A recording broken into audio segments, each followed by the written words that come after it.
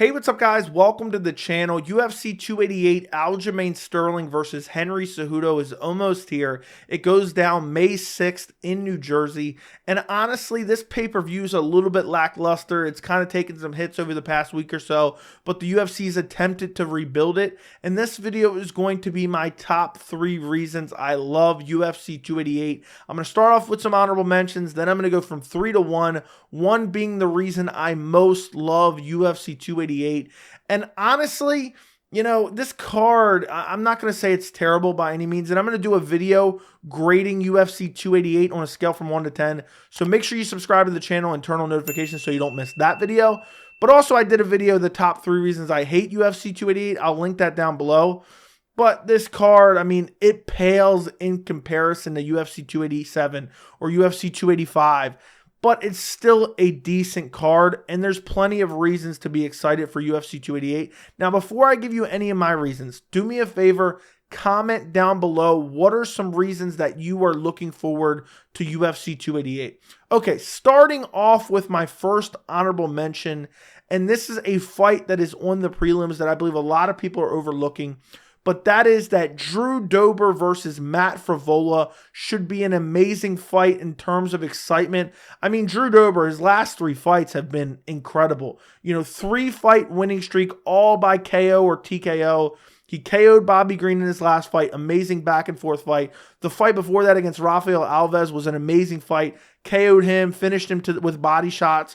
Beautiful finish there. And then the fight before that was that crazy war with Terrence McKinney. I mean, Drew Dober is never in a boring fight, and he's taken on Matt Frevola, who has a very fan-friendly fight style. In his last fight, he stopped Otman Azaitar in the first round. A lot of people were counting him out, and he went out there and stopped him in the first round. And I think no matter who wins this fight, and it's on the prelims, a lot of people are overlooking it, I think it will be a very exciting fight. And honestly, if I had to make my guess, you know, an early prediction for fight of the night for UFC 288, I think Drew Dober versus Matt Frevola is probably very high on that list. So you should be excited for that fight. You know, neither one of these guys is going to be a future contender or a future title challenger, but they're going to give us a very exciting high-level fight, and I'm really looking forward to that matchup. Second honorable mention, it's very similar to that first one, but this is a solid fight that's being overlooked. And don't get me wrong, you know, I hate on women's MMA at a certain point in time where we have horrible apex main events between 2 females who aren't particularly very good, but I have to give credit for this fight. Another honorable mention for a reason I love UFC 288 is Jessica Andrade versus Yan Xiaonan. Now, don't get me wrong. Do I absolutely love this fight? Is this fight crazy? No, but it's a very solid fight that is meaningful in the strawweight division. And when is Jessica Andrade in a boring fight? I know she just lost to Erin Blanchfield, but she took that on short notice. The fight before that, she beat the crap out of Lauren Murphy, just marching her down, landing combinations. The fight before that against Amanda Lemos, she submitted her in the first round with an arm triangle. Lemos may be fighting Weili Zhang for the title next. That was a great fight. The fight against Cynthia Calvillo, she TKO'd her.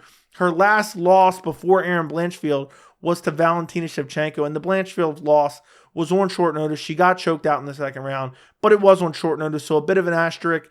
And also, that was at flyweight. So she's moving back down to strawweight. She's taking on Yan Xiaonan.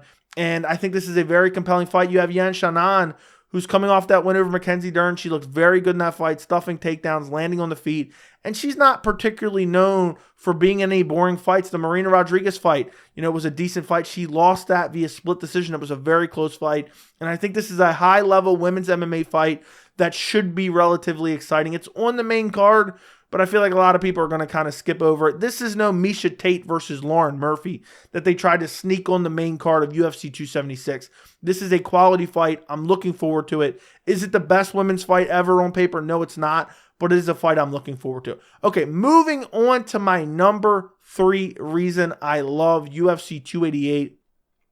And this was a reason kind of I hated it too, but I'm kind of tweaking it to make it a reason I love it. But that is that Movsar Evloev will emerge as a featherweight contender at UFC 288. I'm very high on Movsar Evloev, and he's fighting Bryce Mitchell. He's stepping in for Jonathan Pierce, who had to pull out of the fight, and he's fighting Bryce Mitchell. And I believe that Movsar Evloev will go out there and get an impressive win over Bryce Mitchell, and I think it will propel him towards the top of the featherweight division. If Alexander Volkanovski keeps winning, if he beats Yair Rodriguez at UFC 290, he's going to need some fresh contenders. And the fresh contenders that I'm looking at are Ilia Topuria and Movsar Evloev, who were ironically supposed to fight back at UFC 270 in early 2022. It didn't happen, but Ilia Topuria went out there, stepped in for Movsar Evloev, and beat up Bryce Mitchell, and now propelled himself to a top 5 fight. He's fighting Josh Emmett very soon. And now Movsar Evloev is stepping in for Jonathan Pierce to fight Bryce Mitchell. And I think a very impressive win over Bryce Mitchell will propel him to a big fight, most likely in the top 5 or very close to the top 5. And it will kind of, just push Movsar Evloev closer to being a legitimate contender in the featherweight division that needs contenders. And we can't have Max Holloway killing him off like he killed off Arnold Allen. And I believe that Movsar Evloev will go out there, make a statement against Bryce Mitchell. I believe he will get the win, and he will propel himself into being a contender in the featherweight division. And I'm really looking forward to seeing him fight. He's pulled out of quite a few fights over the past 2 years. And I'm just excited that he stepped in, even though I feel bad for Bryce Mitchell because I do want to see Bryce Mitchell get back on the winning track. But, Movsar Evloev is going to go out there, I believe, and make a name for himself, beating up Bryce Mitchell and propelling himself higher up into that top 10 of the featherweight division. So that is a reason that I love UFC 288. Moving on to the number 2 reason I love UFC 288, and that is because the main event is so highly skilled. And I don't believe Aljamain Sterling gets enough credit. He's the bantamweight champion. Even myself kind of delegitimizes his wins and water down his wins a little bit. But he is a very highly skilled champion, regardless of how his wins are kind of tainted. He put on an act to win a title against Petr Yan back at UFC 259. He's a very highly skilled fighter. He has great grappling. Once he gets on your back, it's impossible to get him off you until, the end of the round. He has great jiu-jitsu. He has decent power and finishing ability, and he has great submissions. He's a very highly skilled fighter, and he's taking on returning former bantamweight champion Henry Cejudo, who never lost his belt, retired as a negotiation tactic.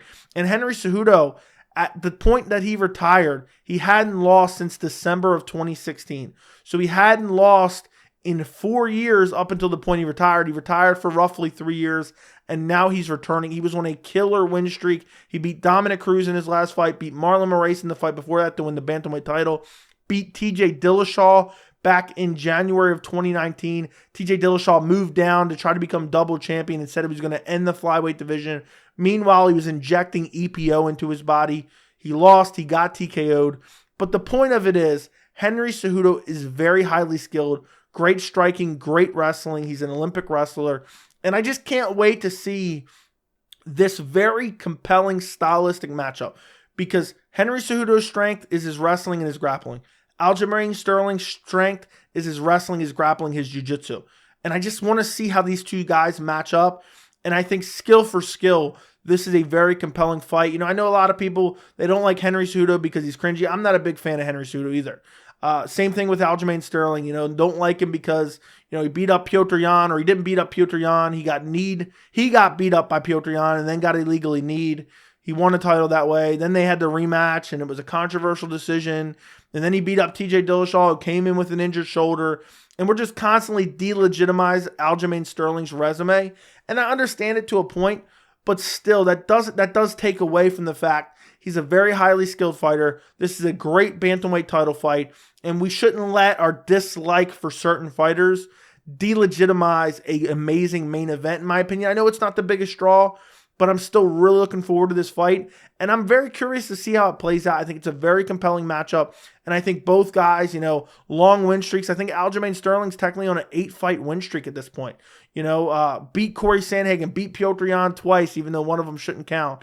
Beat TJ Dillashaw, beat Pedro Munoz, which was a quality win. Honestly, I think the best win on Aljamain Sterling's resume is absolutely starching Corey Sandhagen in the first round, taking him down, submitting him immediately in the first round. Sterling is so highly skilled, and I can't wait to see how he matches up against Henry Cejudo. And another reason I love, and this isn't the number one reason, but this kind of goes along with it, another reason I love this fight is because at least we get to see Aljamain Sterling or Henry Cejudo lose. No matter who loses, I'm going to be excited to watch him lose because Henry Cejudo, super cringy, annoying. Aljamain Sterling, I just can't forgive him for acting his way into a bantamweight title, even though he's won fights since then and been very competitive since then. I just can't forgive him for that, so I'm very excited to see one of these guys lose. Moving on to the number one reason I love UFC 288, and this has to do with a fighter that is not even on the card. The number one reason I love UFC 288 is because Colby Covington may lose his welterweight title shot. We saw what happened at UFC 286. We had Leon Edwards versus Kamaru Usman 3. Colby Covington weighed in as a backup. I believe there was something going on behind the scenes, and then afterwards, Dana White guaranteed Colby Covington the next title shot. And while that remains to be seen if he still gets that title shot, it's looking like he may very well get it. Because Charles Oliveira versus Beneil Dariush was pulled off of UFC 288, the UFC had to scramble to get a noteworthy co-main event. So what did they do? They made Belal Muhammad versus Gilbert Burns, two top-ranked welterweights. And if they get a big moment at UFC 288, they get a big win at UFC 288, maybe they even get a viral moment, maybe they get a brutal first-round KO. I think there is a real possibility Belal Muhammad or Gilbert Burns could leapfrog Colby Covington, who doesn't deserve a title shot. I've talked about it time and time again. He's 2-2 in his last 4 fights. His best win is a loss to Kamaru Usman in a championship fight that everyone keeps hyping up. He got stopped by Kamaru Usman at UFC 245. People are still talking about, oh, well, there were shots to the back of the head and early stoppage and this and that.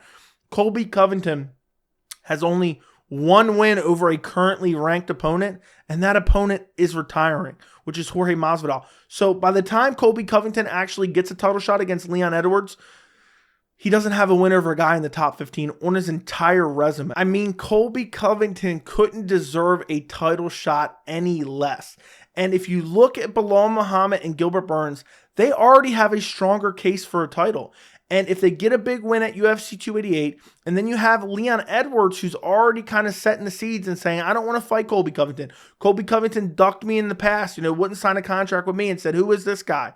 And now you have Colby Covington getting pushed by the UFC for an undeserved title shot. You have a champion that doesn't want to fight him. And then meanwhile, you already have two more deserving contenders in Gilbert Burns and Belal Muhammad who are stepping in on short notice to save a pay-per-view card, doing the UFC a favor. There's a chance if they get a big win at UFC 288, they could skip over Colby. And I believe they will call out Leon Edwards if they do win at UFC 288.